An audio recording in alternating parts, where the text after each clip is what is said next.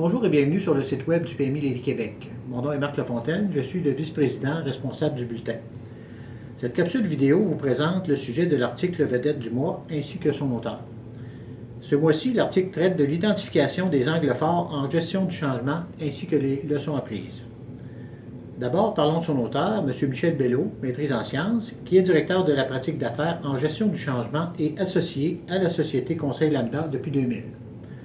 Au cours des 20 dernières années, il a acquis une expérience probante en gestion du changement et de la transition.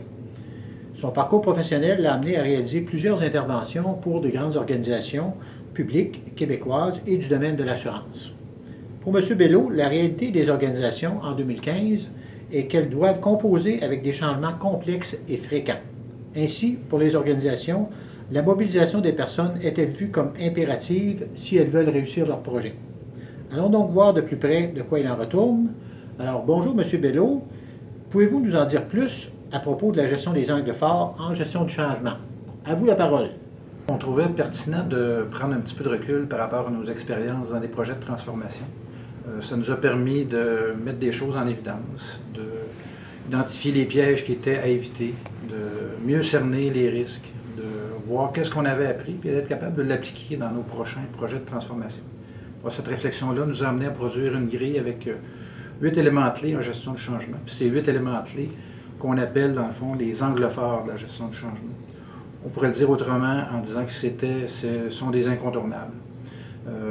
Donc, c'est dans cette grille-là qu'on a résumé les leçons apprises et qu'on retrouve dans l'article. Le fait de prendre du recul aussi, ça nous a amené à nous poser des questions sur la pratique de gestion du changement. En 2015, on voit que sur le marché, il existe beaucoup de cadres de référence, beaucoup d'approches, démarches, techniques, méthodes disponibles. Par contre, ce qu'on voit aussi, c'est que le leadership qu'on exerce dans les changements pourrait aller beaucoup plus loin. Et à cet effet-là, on propose quelques pistes d'action qu'on retrouve aussi dans l'article. Et ce sont des pistes d'action qui interpellent directement le chargé de projet et le spécialiste de la gestion du changement. On a hâte d'avoir vos commentaires, mais en attendant, on vous souhaite bonne lecture.